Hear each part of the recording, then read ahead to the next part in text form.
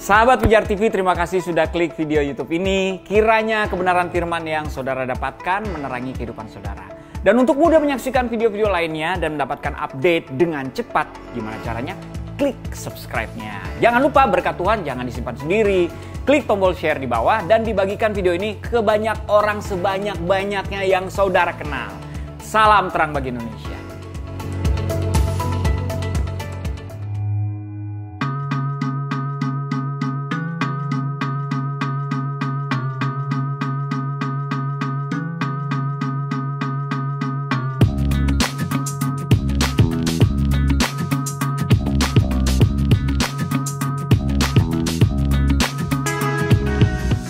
Apa kabar? Ketemu lagi di Selasa Berbagi. Waduh, nggak kerasa ya.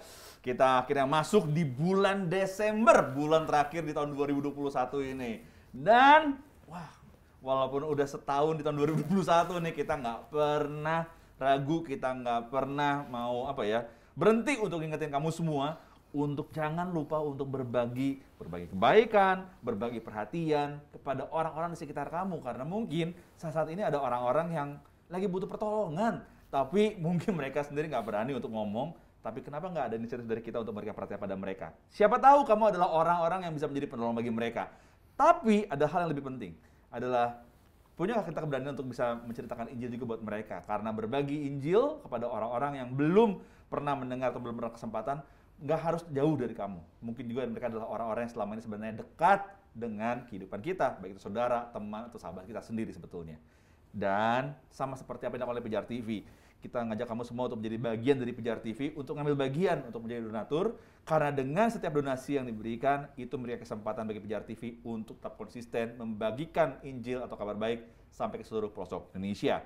Saat ini ada nomor rekening yang sudah tertera di layar, yaitu BCA 5055182121 atas nama Yayasan Pelayanan Indonesia, yang dapat kamu gunakan untuk bisa memberikan donasi kamu untuk Pijar TV. Dan kalau saat ini mungkin kamu belum familiar atau belum pernah nonton Pijar TV itu di mana sih? Itu pertanyaan-pertanyaan sering kali kita dengar ya. Pijar TV itu bisa disaksikan di mana sih?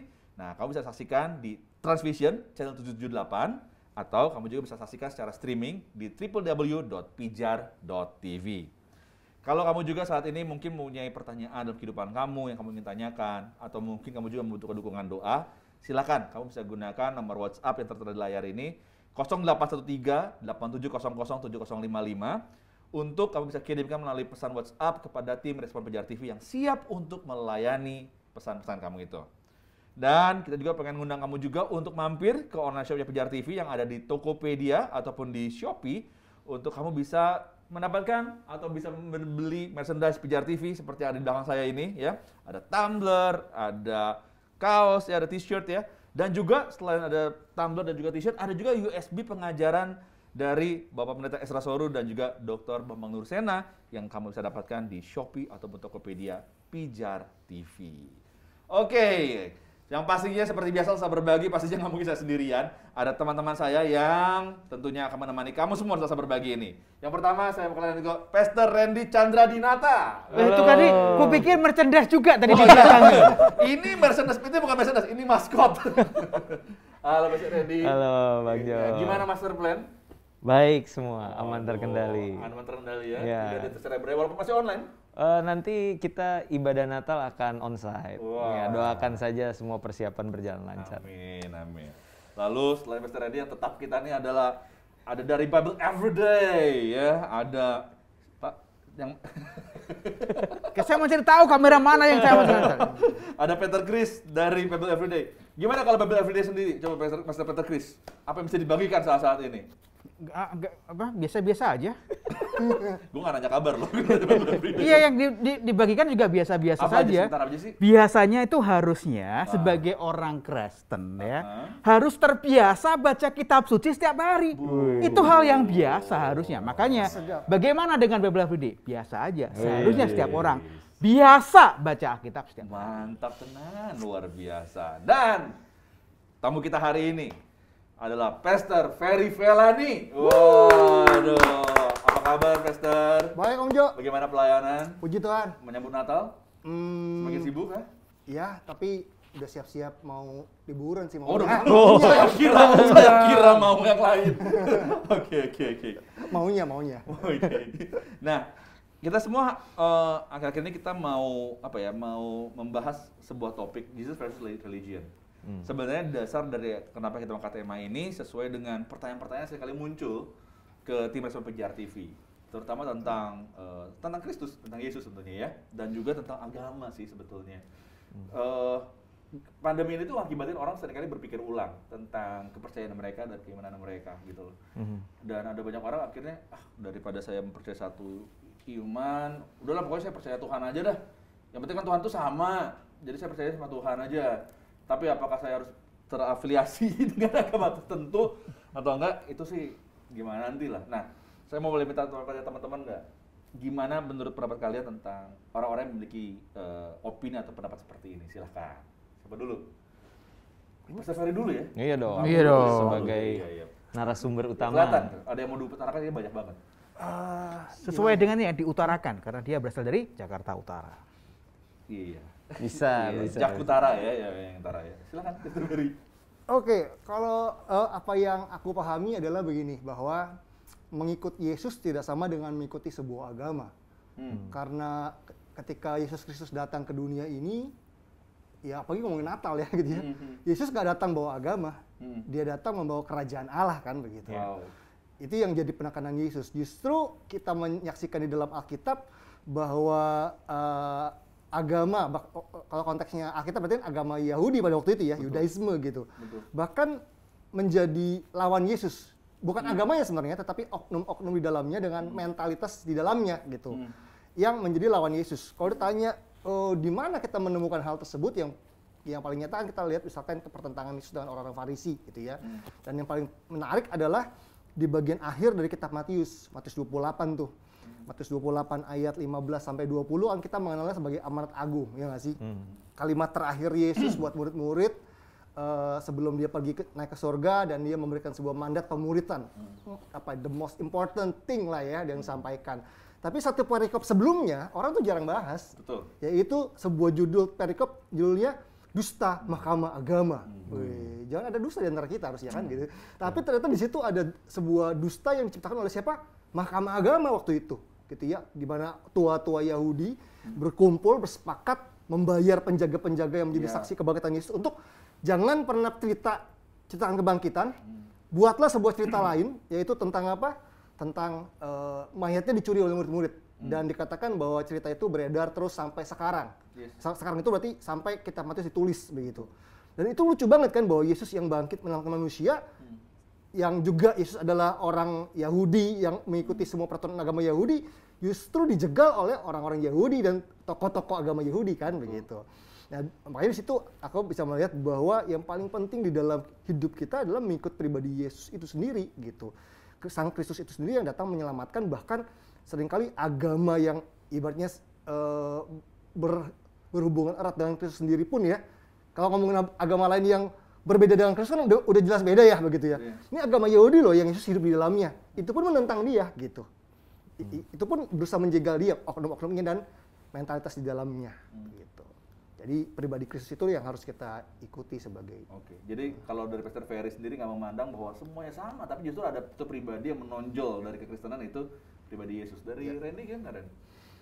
Iya, agama itu sendiri kan definisinya apa gitu kan? Agama itu kan sebuah sistem kepercayaan yang dibangun oleh manusia, dan setiap orang dengan apa yang mereka sebut sebagai wahyu ilahi, apa yang mereka dapatkan dari Tuhan, lalu dituangkan dalam sebuah sistem gitu kepercayaan, ya kan? Mulai dari mungkin pengertian tentang Tuhan itu apa, manusia itu apa, kitab sucinya seperti apa.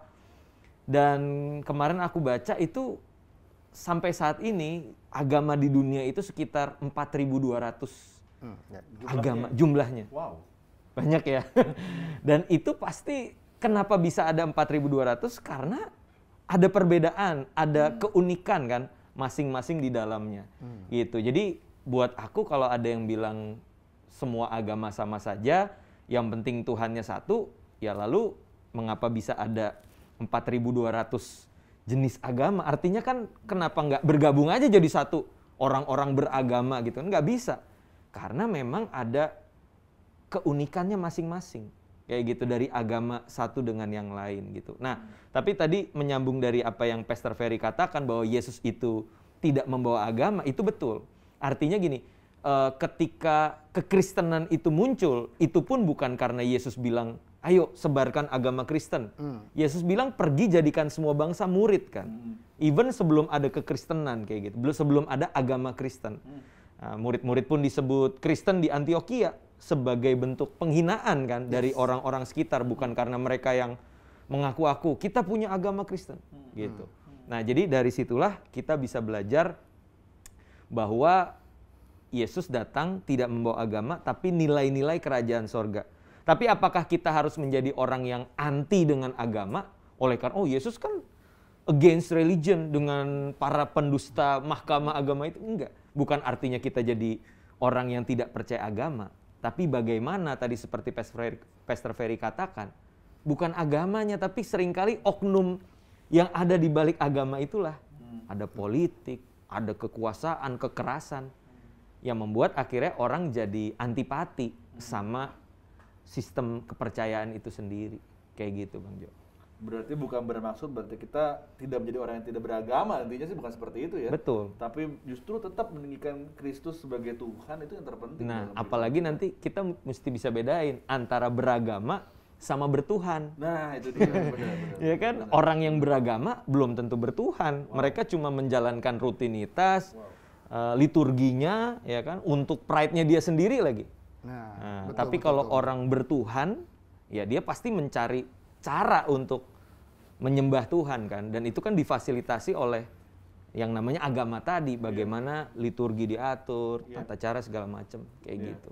Nah, kalau menurut Mas Kris, kenapa saat ini ada semakin banyak terdengar ya, semakin banyak terdengar orang tuh udahlah pokoknya agama itu buat saya nggak penting. Dari mana sih munculnya statement itu, atau ada nggak sih pemicunya sebenarnya? Kalau dari Mas Kris sendiri lihat kejadian sekarang ini? Itu sebuah pernyataan yang menarik sekaligus sesuatu yang lucu ataupun konyol.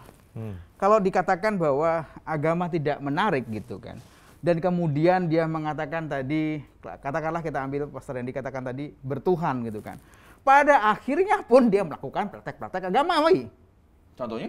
Contohnya misalnya, ketika dia bilang bertuhan gitu kan, bagaimana dia mengekspresikan hubungan dia dengan Tuhan. Wah, dia akan bangun pagi, mungkin dengan cara yang berbeda dengan kita. Itu sebuah praktek agamawi jadi sistem yang kemudian akan kepercayaan jadi juga. sistem sendiri buat diri sendiri gitu kan. Jadi sebuah salah kaprah kalau orang mengatakan atau membedakan saya beragama, saya tidak beragama tapi saya bertuhan. Itu sesuatu yang salah kaprah. Ada orang yang pengen membenarkan dirinya sendiri karena tidak ingin disangkut pautkan dengan agama yang sudah ada. Gitu. Aku rasa demikian. Ada semacam, mungkin dia tidak menemukan yang dia cari dari sekian ribu ya kan? Agama yang sudah tercipta gitu, sudah ada. Dia tidak menemukannya di situ. Well, again, seperti Pastor siapa? Ferry. Seperti Pastor. Aku kalau tamu suka lupa karena terpesona gitu kan. Karena terpesona. Iya. Seperti Pastor Ferry kata tadi, karena oknum tadi itu kan, ada kata oknum di sana. Bisa jadi di situnya. Dan kalau kita bilang, orang mengatakan, aku ngikut Yesus. Yesus tidak membawa agama, atau Yesus tidak mengatakan religi dan segala macamnya. Itu juga salah kaprah. Karena bagaimanapun juga, ketika Yesus hidup dari lahir cepret ya. Jadi lahir itu kan, dan kemudian dewasa, dia mengikuti praktek-praktek agama Yudaism. Iya. Gitu. Dia disunat di hari ke-8, dia diserahkan di bait suci. Iya. Dia juga praktek Torah ya kan. Dan seterusnya, dia bersembahyang di sinagog. Iya. Dan dia juga merayakan Paskah, tahun-tahun dia pergi Paskah merayakan hari raya orang Israel, orang Yahudi. Jadi sama gitu kan. Kurasa statement mengatakan tadi, karena orang tidak ingin disangkut pautkan sama dia dengan agama yang sudah ada. Ya, cuman kayaknya masa pandemi ini tuh jadi makin mempertajam ya pandangan seperti itu, karena mereka merasa bahwa agama udah gagal. Buktinya sekarang pandemi tetap masih ada, dan seakan-akan kayak Tuhan tuh memalingkan mukanya dan kayaknya Tuhan tuh nggak ada malah kan gitu loh karena Tuhan maling. memalingkan. Tuhan memalingkan. Ada yang mencuri, masa mencuri kan mungkin. Jadi gimana Pastor Ferry ngeliat fenomena seperti ini? Kan karena banyak orang juga kecewa sama Tuhan karena seakan-akan Tuhan itu sepertinya cuek aja sama keadaan seperti sekarang ini atau Tuhan nggak berkuasa. Akhirnya pandangan ini muncul gitu loh. Mungkin pandangan itu muncul juga nggak banyak ya, Mas Jo, menurut aku. Gimana pun juga agama tetap jadi kekuatan terbesar di dunia ini. Bahkan kalau mengutip statement Dr. Miles Munroe di bukunya dia bilang bahwa agama itu ancaman terbesar di muka bumi loh, yang bisa buat orang bunuh orang, ya nggak sih? Itu religion has failed because atau agama dengan agama lain bisa saling membunuh. Jadi agama bisa jadi alat kendali yang lebih mengerikan dari apapun, begitu. Itu cuma masalahnya orang sedang ikutin pemimpin agamanya atau sedang mengenal Allahnya kan begitu. Karena agama itu kalau aku ini pendapat pribadi kali ya soal histori agama gitu, adalah agama itu kan sebuah pencarian manusia kan. Kalau di dalam kitab Kejadian itu manusia diciptakan segambar serupa dengan Allah dan dengan sebuah kalimat ini, supaya mereka berkuasa. Supaya mereka berkuasa itu apa sih? Ternyata di dalam manusia itu ditaruh the two ultimate desires gitu ya. Dua hasrat terbesar, yaitu hasrat akan tujuan, sense of purpose sama sense of power gitu ya. Supaya mereka berkuasa, supaya itu tujuan, berkuasa itu power atau kendali gitu ya. Jadi dalam diri manusia, kalau dulu sebelum jatuh dalam dosa, dalam keserupaan dengan Allah, manusia itu bisa memenuhi dua hal tadi, hasrat tujuan dan hasrat akan kuasa, kendali untuk mengelola bumi. Begitu jatuh dalam dosa, kehilangan kemuliaan Allah, hasrat itu masih ada, keinginan itu masih ada kan. Makanya manusia itu masih mengejar itu kan, ingin mencari tujuan dengan cara macam-macam. Ingin punya uang banyak kenapa? Supaya bisa kejar semua tujuan yang dia ingin gitu ya. Kenapa ingin uang? Bukan uangnya, tapi uang itu ngambarin kendali, ya nggak sih? Kita nggak suka dalam sebuah posisi manusia tuh di mana dia nggak bisa mengendalikan apapun. Contoh deh, misalnya kita kejebak di sebuah jalan tol yang bukan di pinggir ya, yang bisa tapi yang di atas jalan layangnya, macet, hujan, terus kita kebelet mau buang air kecil misalnya, atau buang air besar gitu. Waduh. Bayangin nggak? Kita kan kayak mau marah ya. Kenapa? Karena gue nggak bisa mengendalikan situasi gue nih gitu. Jadi manusia tuh ingin punya kendali atas dirinya, bahwa saya nggak suka di sebuah situasi di mana saya nggak bisa mengendalikan. Akhirnya dalam upaya itu manusia itu menciptakan agama untuk mencari kekuatan yang lebih besar untuk bisa diaturnya supaya bisa mengendalikan keadaannya. Contoh, nelayan yang pergi ke tengah laut lempar sajen karena takut ombak ngamuk, tanda kutip dewa ngamuk, mereka terbunuh gitu kan. Mereka berusaha meredakan kan dengan manipulasi kan. Kelihatannya tuannya kayak yang berkuasa, tapi mereka ingin berkuasa untuk bisa nenangin, kendaliin, sogok supaya kita bisa fine-fine aja gitu kan. Jadi kalau aku lihat kayak dari esensinya, agama itu kayak upaya manusia mencari kekuatan yang lebih besar.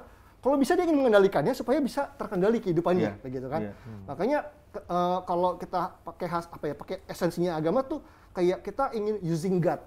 Tapi kenapa Yesus datang membawa kerajaan Allah? Karena yang dia tawarkan adalah Allah yang kita tuh use by God gitu ya. Kita itu dipakai oleh Allah begitu. Nah disitulah aku lihat bahwa manusia tuh punya hasrat itu yang perlu di atas dalam dirinya. Nah Yesus datang untuk membereskan itu kan. Kita menemukan tujuan di dalam dia dan kendali itu ada dalam hidup dipimpin Roh Kudus itu gitu, yang harusnya manusia bisa menang dan mengatasi itu. Jadi isu agama ini sebenarnya nggak pernah akan habis sih. Kan karena kita kalau bilang agama gini, ada agama yang udah melembaga ya, katakan yang kita kenal dengan kesamaan nih. Dia bilang semua agama sama, iya pasti beda lah, unik lah ya. Tapi sama nggak? Ada samanya. Sama-sama punya kitab suci, sama-sama punya tempel misalnya, sama-sama punya figur gitu. Ada kesamaannya, tetapi terlepas itu semua ada hasrat yang kita perlu waspadai. Dan kalaupun kekristenan disebut sebagai agama, kita pun juga masih menerima ya. KTP kita kan juga ada agamanya, Kristen gitu ya. Tapi kita menyadari bahwa Kristen tuh lebih daripada itu, ya sih? Itu adalah sebuah keputusan untuk mengikuti Yesus. Jangan sampai kita cuma ikutin semua peraturan Kristiani kita, ibadah Natal, ibadah Paskah dan sebagainya, tapi kita nggak hidup seperti Kristus hidup, ya nggak sih? Karena kalau agama tuh orang kayak cuma ngejaga ritual-ritualnya, tapi nggak hidup seperti apa yang Tuhan Yesus mau dalam hidupnya ya, gitu. Jadi itu aku pikir yang harusnya kita pahami ya, gitu. Dan orang akan cari agama ataupun kepercayaan lain lah, ya akan mereka sembah atau ikuti atau bakal create apapun itu nanti bentuknya. Nah ini nyambung sama pernyataannya dari Pastor Ferry. Ada pertanyaan dari pemirsa kita. Buat teman-teman juga yang lagi nyaksiin acara ini, kalau misalnya teman-teman punya pertanyaan atau ada satu komen, silahkan ada komen ya di GoPlay ataupun di Facebook dan bisa ditulis di sana supaya kita juga bisa bahas juga tentang seputar apa yang ditulis ya. Nah ini ada pertanyaan gini, kenapa muncul kesan bahwa Yesus membawa kebebasan, sedangkan agama terus-menerus membuat peraturan ya Kak? Nah, coba Pastor Randy dulu mungkin. Ya, mungkin dalam beberapa bagian di dalam kitab suci, khususnya Injil ya, kita menemukan bagaimana pribadi Yesus juga biasanya berhadapan dengan peraturan-peraturan agama, misalkan soal pemeliharaan atas hari Sabat, ya kan. Lalu ketika itu Yesus menyembuhkan orang, ya kan. Lalu bicara tentang makanan yang dipersembahkan di Bait Allah. Lalu murid-muridnya ketika lapar mereka mengutip apa yang dilakukan Daud, kayak gitu kan. Mungkin itu yang membuat orang berpikir Yesus itu ikut Yesus itu jadi lawless, jadi nggak punya hukum kayak gitu kan. Padahal kalau buat aku pribadi, memang kalau secara lahiriah Kristen itu apa sih aturan syariahnya tanda kutip gitu ya, yang mengatur dari ujung rambut sampai ujung kaki kayak gitu. Boleh dibilang hampir nggak ada kayak gitu. Tapi yang Yesus bawa itu justru sesuatu yang beyond hukum. Malah itulah yang dikatakan sebagai esensi dari hukum. Kalau kita perhatikan di khotbah di bukit, bagaimana Yesus berkata,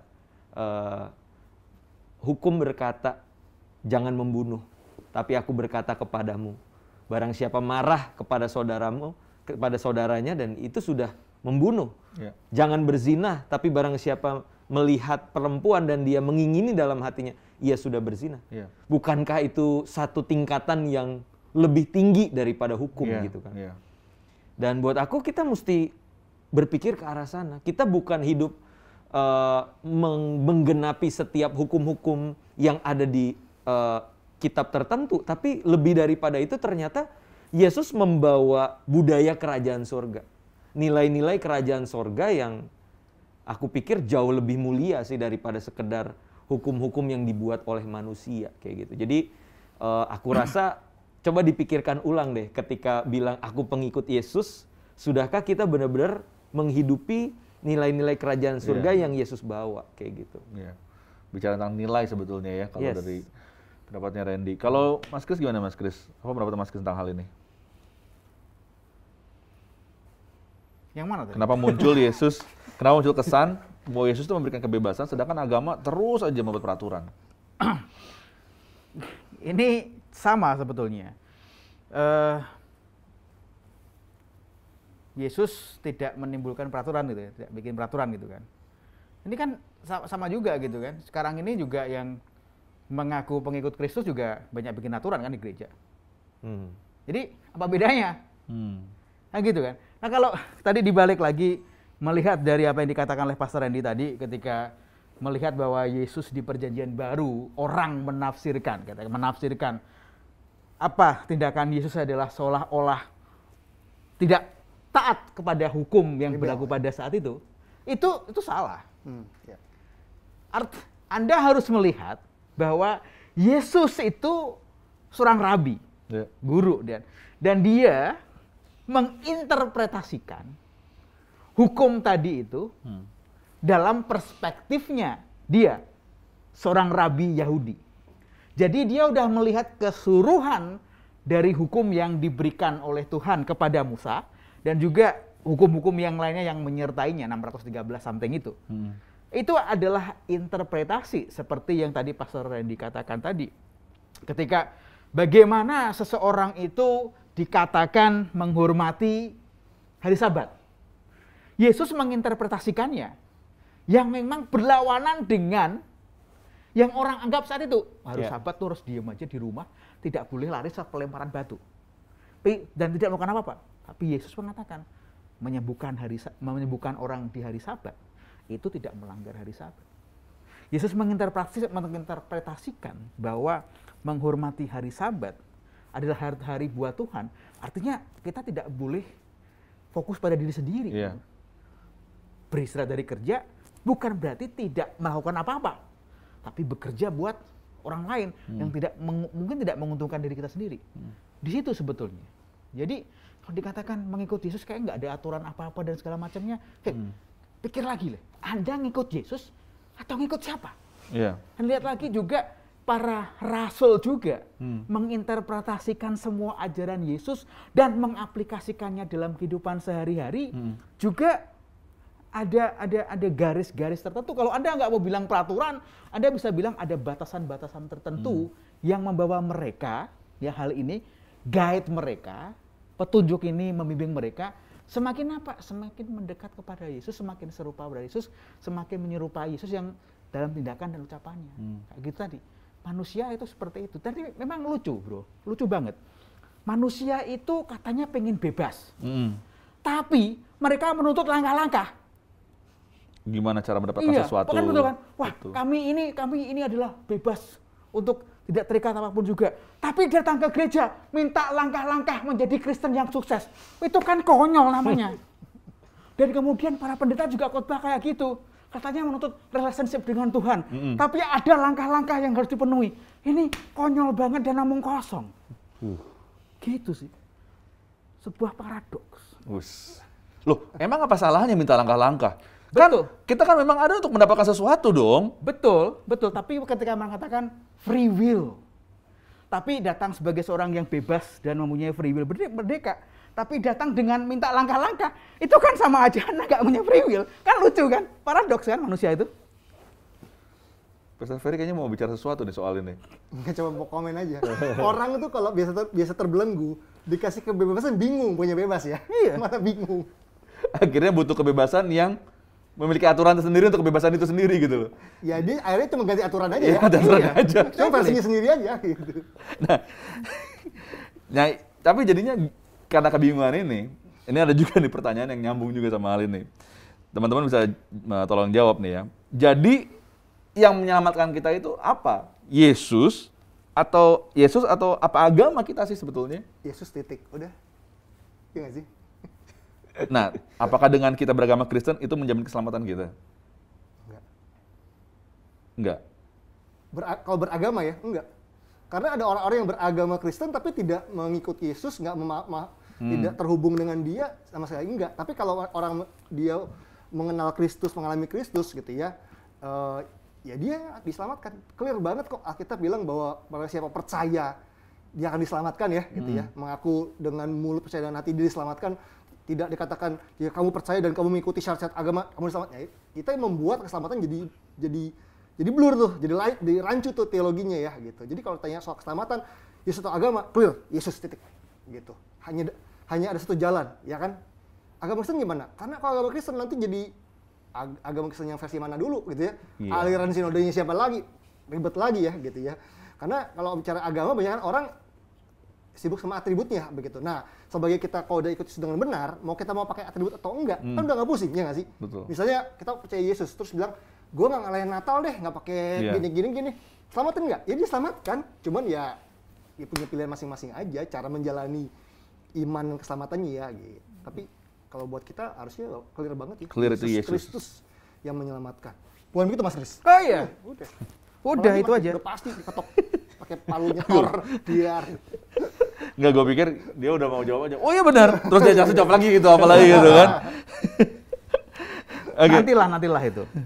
Randy ada apa Ren? Kira-kira ya, itu makanya tema kita kan Jesus versus religion kan. Iya. Salah satu yang bisa dibuat kontradiksi antara Yesus dengan agama adalah salah satunya dalam hal ini keselamatan soteriologi kan. Kalau agama itu kan kita tahu adalah langkah-langkah, cara-cara yang dilakukan seseorang untuk mencapai perkenanan Tuhan, sehingga dia diampuni dosanya, dia diselamatkan gitu kan. Ada manusia yang berinisiatif untuk berdamai dengan Allah gitu. Betul. Kan. Nah, tapi kalau bicara tentang kekristenan yang Yesus bawa itu kan bicara tentang bukan manusia yang mencari Allah, tapi Allah yang mencari manusia berdosa. Iya. Ya, dan dengan anugerahnya kita bisa percaya, kita bisa menerima Yesus sebagai Tuhan dan Juru Selamat, disitulah kita beroleh keselamatan. Jadi jelas agama tidak menyelamatkan, perbuatan baik tidak menyelamatkan, ya kan? Baptisan tidak menyelamatkan, merek gereja tidak menyelamatkan, tapi justru pribadi Yesus yang menyelamatkan. Nah, Oke, boleh tambahin itu, Mas? Boleh. Ini nyambung sama pertanyaan sebelumnya tadi, bahwa kenapa peraturan agama itu ada dan Yesus terkesan kayak rebel gitu ya, kayak memberontak gitu ya. Sebenarnya bukan dia memberontak kan, tapi dia sedang mengklarifikasi bahwa apa yang tertulis di Perjanjian Lama itu berbicara tentang Yesus kan. Di Yohanes 5 ayat 39 dikatakan bahwa kitab-kitab suci itu berbicara tentang aku. Itu di kitab Yohanes berarti Yesus ngomong zaman apa? Perjanjian baru belum ada kan? Berarti kitab suci yang mana? Berarti kan Tenah gitu kan. Berarti Kejadian sama Maleaki. Loh, kapan bicara tentang Yesus? Nggak ada nama Yesus di situ yang cerita, dia baru ada di kapan? Tapi kan ternyata Sabat itu adalah gambaran dari pribadi Yesus. Tabernakel itu adalah gambaran pribadi. Jadi ternyata di situ banyak gambaran-gambaran, simbol-simbol yang mengacu pengenapannya pada diri Yesus kan begitu. Jadi Yesus bukan sedang menabrak peraturan, bahwa ternyata oknum-oknum tokoh-tokoh agama itu salah memahami semua peraturan agama yang ditulis di Perjanjian Lama begitu. Di dalam agama Yahudi, bahwa itu semua tuh ibaratnya begini ya, kalau kita di sini ada pelang-pelang isinya jangan makan di sini, jangan tidur di sini. Kok peraturan dulu? Karena di situ tempatnya yang lebih baik. Gitu ya. Jadi larangan di sini tuh bukan karena kamu disiksa loh, tapi karena untuk ngajak kamu ketemu pribadinya. Kamu nggak mau datang kepadaku, dia bilang begitu kan. Yohanes 5:39 tadi, bahwa tujuannya peraturan itu sebenarnya bukan untuk peraturan itu sendiri, tapi untuk membawa orang sadar bahwa gua nggak bisa nih ikutin ini semua nih dengan ribetnya bawa kambing, domba, persembahan dan sebagainya. Yesus lah jalannya, gitu kan. Harus mengacu pada pribadi Yesus. Pokoknya Yesus lah dan keselamatan itu sendiri. Tadi beliau udah tanya, udah pasti Yesus dah tadi ngomongnya serius. Udah pasti Yesus. Nah, Ren, ini ada pertanyaan nih. Teman-teman bisa bantu jawab juga nih. Dari pemirsa kita bilang gini, kayaknya akhir-akhir ini istilah agnostik itu sudah sedang menjadi tren, khususnya di kalangan anak-anak muda. Banyak orang yang berpikir kalau kita nggak perlu pergi gereja, nggak perlu agama, yang penting percaya sama Tuhan aja udah cukup. Gimana sih pandangan kakak mengenai tren ini? Ya memang tadi ya seperti yang kita udah bahas, orang bisa sampai kepada kesimpulan bahwa agama itu tidak penting, bahkan agama itu menjadi alat-alat yang pada akhirnya menjerumuskan kepada hal yang negatif. Ya itu memang tidak bisa kita hindari. Sejarah membuktikan peperangan itu timbul karena agama. Bahkan yang terakhir tokoh politik pun bisa dipenjarakan, ya kan, seseorang yang kita kagumi pun bisa dipenjarakan oleh karena isu agama. Itulah yang membuat orang menjadi keburu udah tidak bersimpati lagi dengan apa itu agama. Nah, tapi di sini kalau kita belajar tentang kekristenan, Yesus itu Tuhan yang memperkenalkan dirinya. Allah itu adalah pribadi yang mau dikenali oleh umatnya. Gitu loh. Lain halnya kalau Tuhan juga cuek, ya udah terserah lu mau kenal gua mau enggak, ya itu urusan lu. Tapi kan Allah yang kita sembah di dalam Yesus Kristus itu adalah Allah yang meninggalkan surga. Sengaja-sengaja datang untuk umatnya itu bisa mengenal siapa Allah yang benar dan memiliki relationship dengan dia. Jadi buat aku sangat disayangkan sih ketika Tuhan sudah menyatakan dirinya. Dan kalau kita mengenal pribadinya yang lebih indah dari emas, perak, dan permata, ya kan kalau lagu bilang gitu. Kita malah tidak memperhatikan itu, kita tidak melihat itu sebagai harta, tapi kita akan menyia-nyiakan gitu loh. Ya aku rasa kerugian itu ya di pihak kita sih, bukan di pihak Tuhan gitu. Tuhan tidak berkurang kemuliaannya, Tuhan tidak berkurang kuasanya ketika kita memilih untuk tidak percaya. Justru kita sendiri yang akan mengalami banyak kerugian kalau nggak mau percaya sama Tuhan gitu. Ya, oke. Mas Kris, pendapat Mas Kris? Kenapa banyak orang tadi bilang apa? Akhir-akhir ini istilah agnostik kan sudah makin tren ya, khususnya di kalangan anak muda. Banyak orang berpikir kalau kita nggak perlu lagi pergi ke gereja, nggak perlu agama, yang penting percaya sama Tuhan aja udah cukup. Nah, dalam percaya sama Tuhan juga itu perlu ditanyakan lagi. Apa maksud Anda dengan percaya kepada Tuhan? Dan kemudian Tuhan yang mana? Itu perlu juga dipertanyakan. Dan ketika tadi nggak perlu ke gereja, nggak segala macam, sebabnya apa? Apakah karena gerejanya? Karena tadi oknum-oknum yang katakan oleh Pastor Ferry, udah tahu namanya saya, atau kemudian apa namanya hal yang lainnya, kecewaan pada Tuhan. Banyak sekali yang kita bisa telaah atau kita cari dari pertanyaan-pertanyaan tersebut. Tapi mungkin karena tadi Pastor Randy sudah mengatakan tentang mengenal Tuhan, bisa jadi hal yang menyebabkannya adalah dia tidak mengenal Tuhan gitu kan. Ketika meninggalkan gereja, meninggalkan Kristenan, kita ngomongnya, kita sudutkan di situ. Iya. Bisa jadi dia tidak mengenal Tuhan ya, meskipun dalam kekristenan Tuhan sudah memperkenalkan diri sedemikian rupa. Bahkan kalau kita mau study gitu, tidak hanya di perjanjian baru saja gitu kan kita melihatnya. Sejak perjanjian lama pun Tuhan tuh sudah membuka dirinya, memperkenalkan dirinya kepada umatnya. Tapi kebanyakan umatnya itu pengen Tuhan seperti versinya dia. Iya. Seperti Pastor Ferry, aku ingat namanya, tadi katakan adalah yang bisa dia kontrol. Iya. Agama, tidak hanya agama yang bisa dikontrol, tapi dia mengontrol juga Tuhannya. Gitu, itu yang mungkin jadi meninggalkan. Aku percaya kepada Tuhan yang bisa aku percayai karena tahu kemauanku, karena tahu apa yang kuinginkan. Iya. Mungkin seperti itu.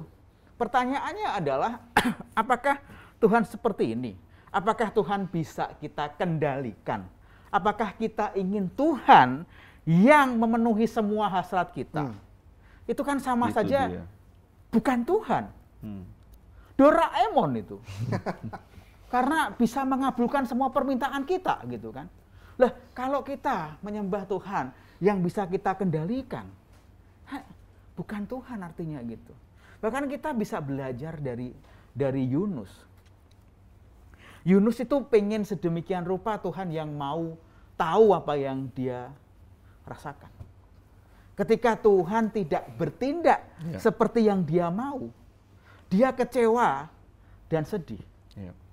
Padahal Tuhan sudah sangat-sangat jelas mendemonstrasikan dia punya kekuasaan dan kedaulatan terhadap pribadinya si Yunus ini.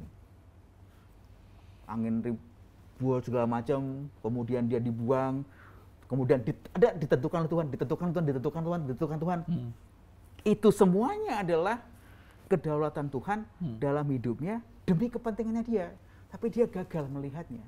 Dia gagal melihat dan mengenal Tuhan yang memperkenalkan dirinya lewat semua yang dia alami. Tapi dia ingin adalah Tuhan yang menghukum Niniwe. Dia ingin Tuhan yang seperti itu. Iya. Dia tidak bisa menyelami siapa Tuhan itu. Dia menginginkan Tuhan seharusnya beroperasi, melakukan tindakan seperti Betul. apa yang kupikirkan. Kurasa hal-hal seperti itu yang ada dalam benak kawan-kawan yang meninggalkan agama tadi.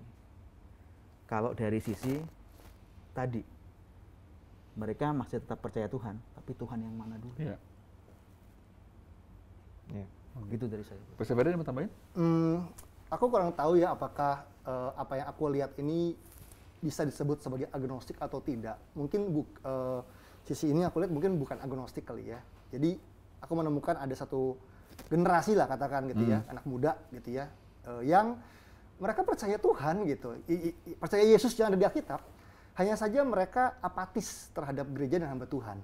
Okay. Nah ini lagi banyak, betul-betul kelihatan lah ya kalau di sosial media tuh apatis banget gitu. Wah kayaknya pendeta, pastor udah nggak ada yang bener dah begitu ya. Gereja semua pasti maunya duit dah, gitu. Kayak semua pukul rata dan akhirnya mereka tidak mau terafiliasi oleh manapun gitu ya. Kalau di luar negeri tuh kayaknya udah lebih dulu ya. Bukunya James Emery White itu ya, apa judulnya? The Rises of None itu. Jadi ada satu generasi yang none yang gue nggak ikut siapa-siapa ya gitu, tapi gue menyembah Yesus, mengasihi Yesus gitu dengan cara gue sendiri. Nah ini yang aku concern sih gitu, karena generasi ini makin banyak gitu, dan concernnya di mana karena yang pertama adalah apakah memang betul gini bahwa gereja itu akhir-akhir ini makin terbuka skandal-skandalnya gitu ya. Kalau memang ada ya gitu ya, kelemahan nama Tuhan sebagai pemimpin maupun juga gereja begitu. Tapi apakah kalau kita bertemu dengan banyak katakan hamba Tuhan yang berskandal atau jatuh, apakah tidak ada hamba Tuhan yang baik? Kan begitu masalahnya. Betul. Kalau kita menemukan gereja yang mengecewakan dan ada politiknya dan segala macamnya lagi, apakah nggak ada gereja komunitas yang baik? Kalau kita mau mencari sungguh-sungguh. Iya. Kalau kita kenapa nyari pakai sosial media, kita nyari yang salah tapi nggak pernah berani nyari yang benar gitu kan. Itu yang pertama. Yang kedua adalah kalau iman Kristen kita hidupi orang diri, yang kita pelajari di Alkitab nih, kalau kita konsisten dari PL sampai PB, hidup iman itu perlu yang namanya responsibility dan accountability. Tanpa dua hal itu kita nggak bisa bertumbuh. Gimana pun caranya. Makanya gaya hidup komunal itu muncul dari ujung sampai ujung ya. Dari Israel sebagai sebuah bangsa, dari keluarga Yakub ya. Abraham, Ishak, ini keluarga. Masuk Mesir, keluar jadi sebuah bangsa gitu ya. Itu komunal terus kan sampai zaman Yesus, murid-murid, gereja mula-mula. Itu gaya hidup komunitas itu selalu ada gitu. Hanya kalau hari ini nggak cocok, buat aku sih ya it's okay ninggalin komunitas, tapi temukan atau bentuk komunitas baru untuk ada tadi gaya hidup saling, untuk saling kontrol. Kita kalau nggak ada saudara seiman, mau independen, mana tahu kita ngidupin firman udah bener atau enggak, ya nggak sih? Betul. Kita aja pemimpin kalau misalkan lagi sebel sama orang nggak ngampunin, kalau ada yang lihat kan, kok pemimpin nggak ngampunin, ditegur loh kita loh, dinasihatin loh, tinggal kita rendah hati atau enggak kan. Tapi kalau kita nggak ketahuan, ada hal-hal yang kita nggak lakukan dari firman Tuhan, mana tahu. Jadi kita jadinya nggak terkontrol gitu, kita merasa benar sendiri gitu. Nah disitulah kenapa Tuhan ciptakan keluarga rohani, support system, komunitas, ada tuh untuk itu. Jadi buat teman-teman yang hari ini ngerasa apatis sama gereja sama hamba Tuhan, ya mungkin kalau aku secara pribadi aku nggak menyangkal bahwa yes ada banyak kok yang mengecewakan di dalam gereja dan sebagai pemimpin gereja, but nggak semuanya loh, masih ada hamba Tuhan baik sebaik 3 orang ini paling nggak ya gitu ya. Iya 3 orang ini 1, 2, 3 saya mah nggak ikutan. Masih banyak kok, Paling enggak. masih banyak. Tidak semua pendeta yang populer itu cinta uang, enggak semua. Tidak semua hamba Tuhan.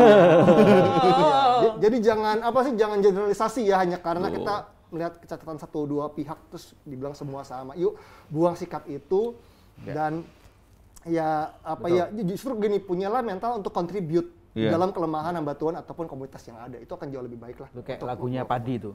Apa tuh? Semua tak sama, tak pernah sama. Sesama pendeta, tak pernah sama. Padi nyanyi lagu itu ya. Oke, terjawab ya. Nah ini ada pertanyaan. Silakan teman-teman ya. Siapa dulu mau jawab silakan. Pas Kris ya.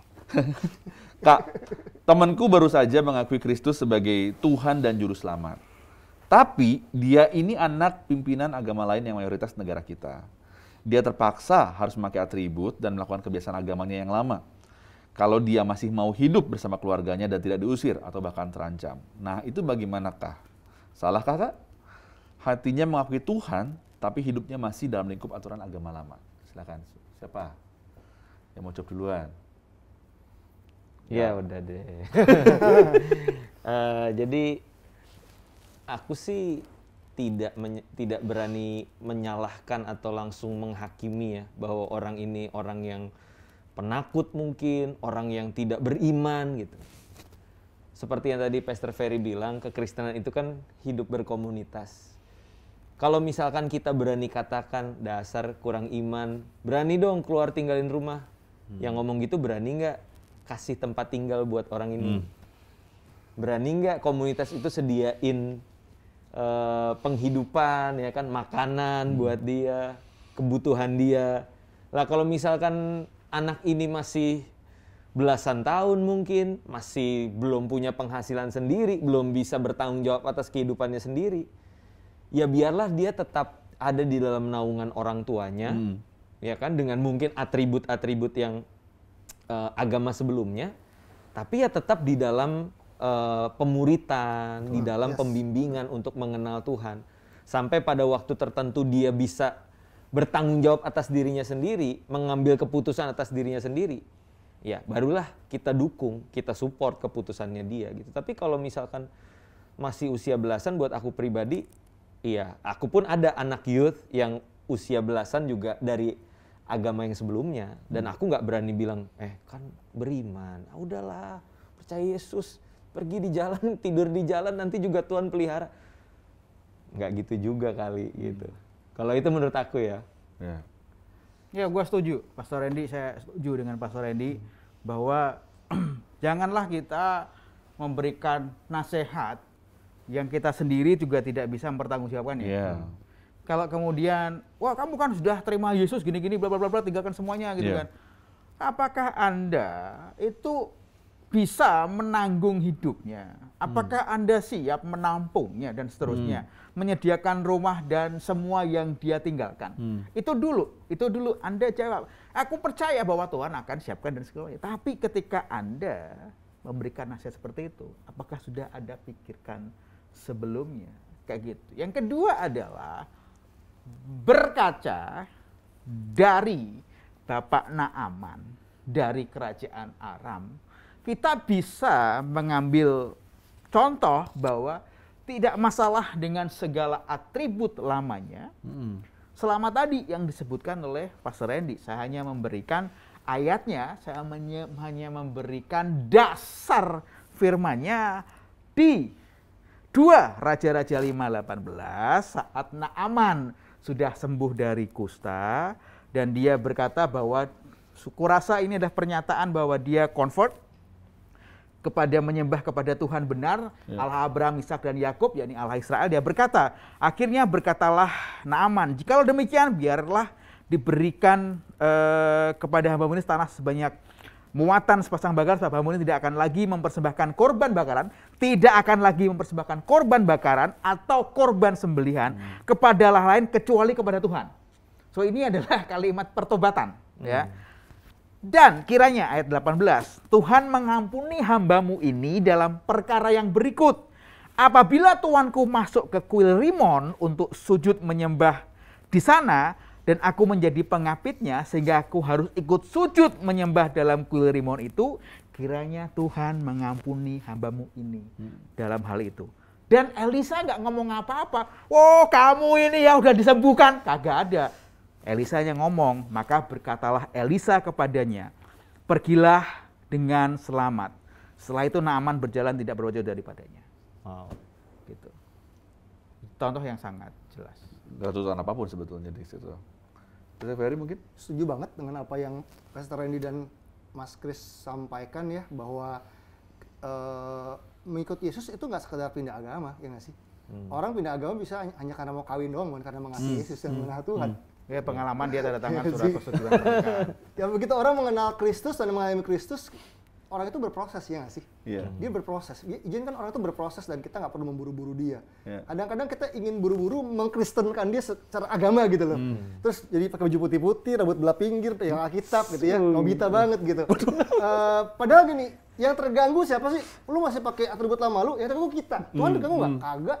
Emang Yesus terganggu dengan semua atribut? Enggak, Yesus mau hatinya, ya nggak sih? Yes. Jadi biarin aja dia di situ, selama tadi didampingi, dimentor, dia bertumbuh, nanti izinkan dia sendiri yang siap gitu. Yes. Ketika memang siap waktunya, justru bagus kalau dia bisa jadi saksi di sana daripada dicabut. Nah, ya iya, sih? iya. Dia ada di situ, dia berdoa buat keluarganya, dia jadi saksi buat. Nah kita tuh suka terganggu dengan gini, tapi dia nggak kelihatan Kristen tuh gitu. Agama lagi kan, nggak kelihatan gayanya, potongan rambutnya, kok masih pakai bajunya nggak kayak begini dan sebagainya, kok nggak ya gitulah gitu. Tapi intinya adalah kalau kita ngerti hatinya Tuhan gitu, ya Tuhan mau hatinya dia dulu dan dipersiapkan sampai waktunya siap ya.